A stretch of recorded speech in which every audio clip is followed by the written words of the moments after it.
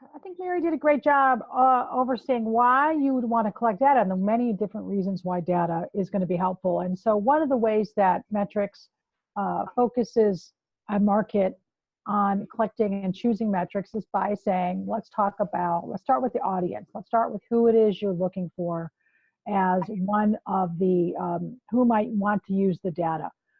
This is a good example. This picture is an example of a market in Washington State where the market leader and her stakeholders brought together a wide selection of different stakeholders interested in different aspects of a market. Some might be interested in the amount of farmland that's being preserved. Some are interested in the amount of shoppers they come, the things that Mary had just talked about. And so it's a great visual to think about. How is it that you'd figure out what audiences are you going to collect data and share data with? I think the main thing is to start with those that obviously are already interested in the work that you're doing and are asking you for information as much as you can. Next slide. So this is an exercise we include in metrics that we would love to see you using, and it definitely helps if you're talking among your board or your vendors or other stakeholders about what to collect and what audiences. What we suggest people to do is to take a list of all the possible people that might want information from the market and put it on little post-it notes, and then unveil this little spectrum and say, let's stick those audience post-its where it belongs on the spectrum. Are they promoters? Are they sort of skeptical about markets? Are they actually almost in the detractor column?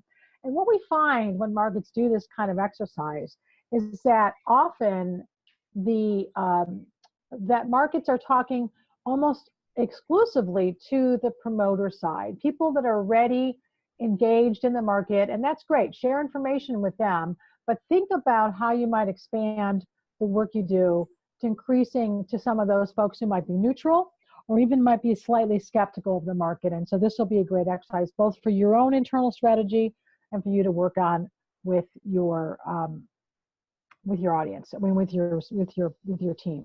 Next slide. This is how it looks when you do that sort of. We did this with markets in New Orleans, a group of markets, and we found it to be really great way for markets to think through. Because part of what we want markets to do in this process is to make sure that they don't think, well, I'm just going to go ahead and collect everything, because then I'll have everything I need, because that usually leads to burnout and also a lot of data that you never use. This way, you start to think about data in such a way that it really is relevant. Next slide. Because that's what you're going to end up with, something like that. You can see that each of these metrics that you see on the screen right now, from SNAP to how many minority farmers, to how many zip codes, to how many cooking workshops you do, you can get a lot of data that actually probably is useful for multiple audiences. If I work in extension, I'm going to want to know vendor data, but I also want to know about food access, and I want to know about your shopper sales and your farmers market nutrition program sales.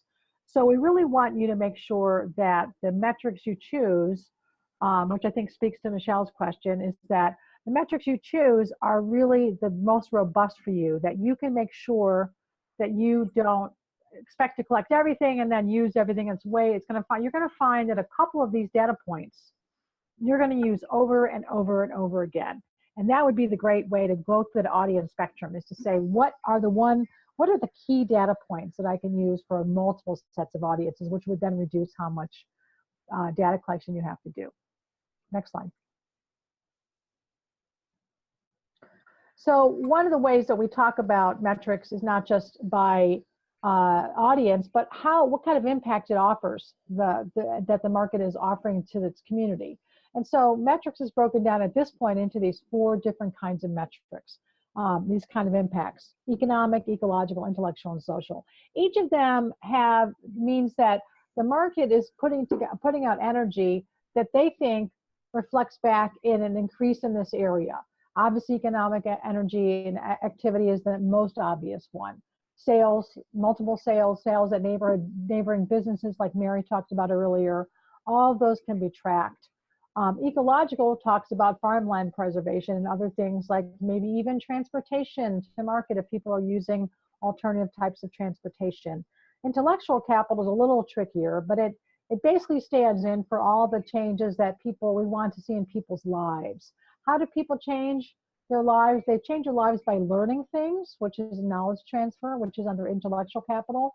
And they do that by talking to people they trust, which is what social capital is. Next slide. And so these are the metrics that you'll see on the site and that you can pick from. We want you to make sure that what you pick from that are the ones that are most relevant. They speak to a bunch of audiences that you want to talk to this year, but they also sort of span the types of impacts they do, and the collection methods are within the possibility of what you can put out as far as a collection team. That's why all of that's included into the process.